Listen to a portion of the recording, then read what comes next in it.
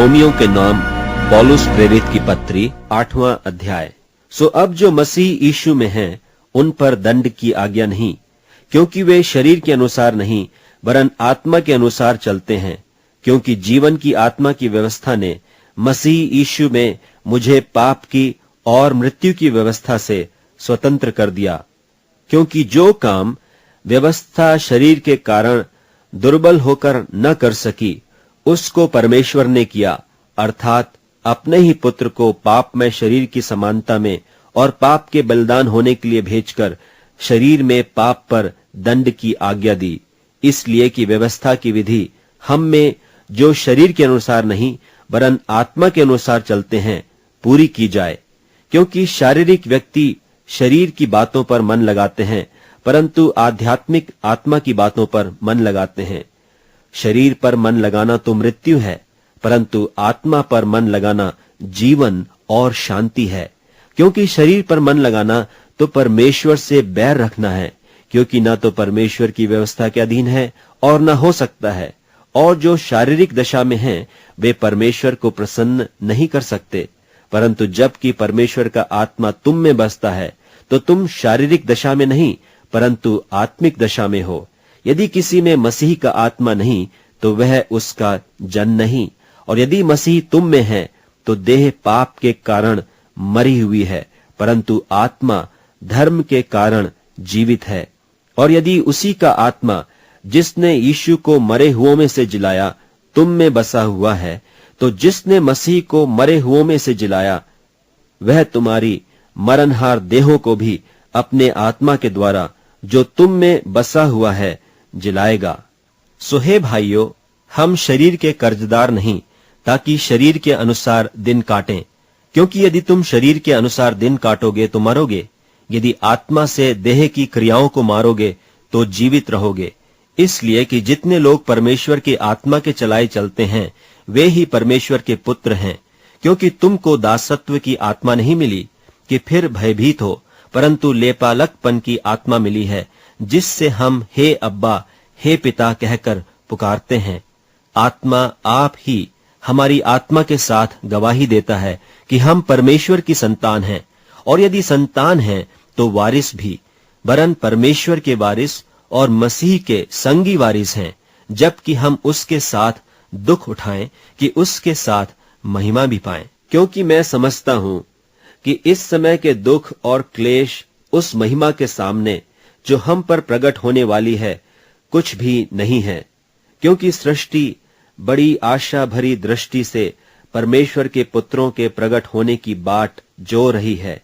क्योंकि सृष्टि अपनी इच्छा से नहीं, पर अधीन करने वाले की ओर से व्यर्थता के अधीन इस आशा से की गई कि सृष्टि भी आप ही विनाश के दासत्व से छुटकारा पाकर परमेश्वर की संतानों की महिमा की स्वतंत्रता प्राप्त करेगी। क्योंकि हम जानते हैं कि सारी सृष्टि अब तक मिलकर कहरती और पीड़ाओं में पड़ी तड़पती है। और केवल वही नहीं, पर हम भी, जिनके पास आत्मा का पहला फल है, आप ही अपने में कहरते हैं और लेपालक होने की अर्थात अपनी देह के छुटकारे की बाट जोहते हैं।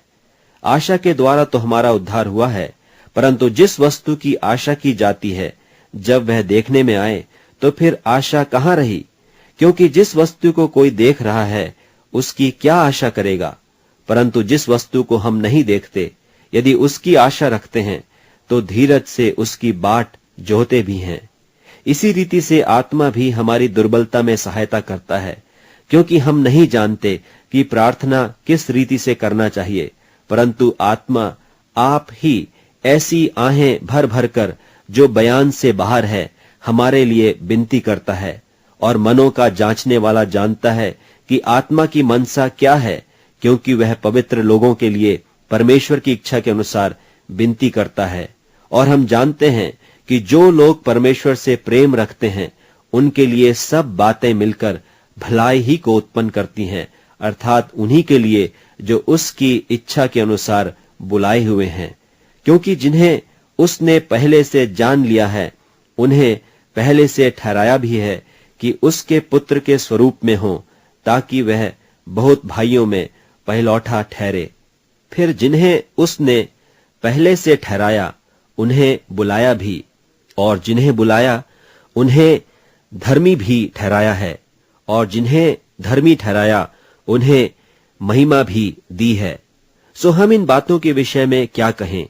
यदि परमेश्वर हमारी ओर है तो हमारा विरोधी कौन हो सकता है?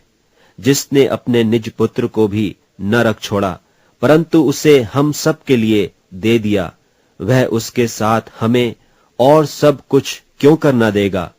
परमेश्वर के चुने हुओं पर दोष कौन लगाएगा? परमेश्वर वह है जो उनको धर्मी ठहराने वाला है। फिर कौन है जो दंड की आज्ञा देगा? मसीह वह है जो मर गया, वरन मुर्दों में से जी भी उठा, और परमेश्वर की दाहिनी ओर है, और हमारे लिए निवेदन भी करता है। कौन हमको मसीह के प्रेम से अलग करेगा? क्या क्लेश या संकट या उपद्रव या अकाल या नंगाई या जोखिम या तलवार? जैसा लिखा है कि तेरे लिए हम दिन भर घात किए जाते हैं, हम बध होने वाली भेड़ों की नाई गिने गए हैं। परंतु इन सब बातों में हम उसके द्वारा जिसने हमसे प्रेम किया है जैवन से भी बढ़कर हैं। क्योंकि मैं निश्चय जानता हूं कि न मृत्यु न जीवन न स्वर्गदूत न प्रधानताएं न वर्तमान न भविष्य न सामर्थ न ऊंचाई न गहराई और न कोई और सृष्टि हमें परमेश्वर के प्रेम से जो हमारे प्रभु मसीह यीशु में है अलग कर सकेगी।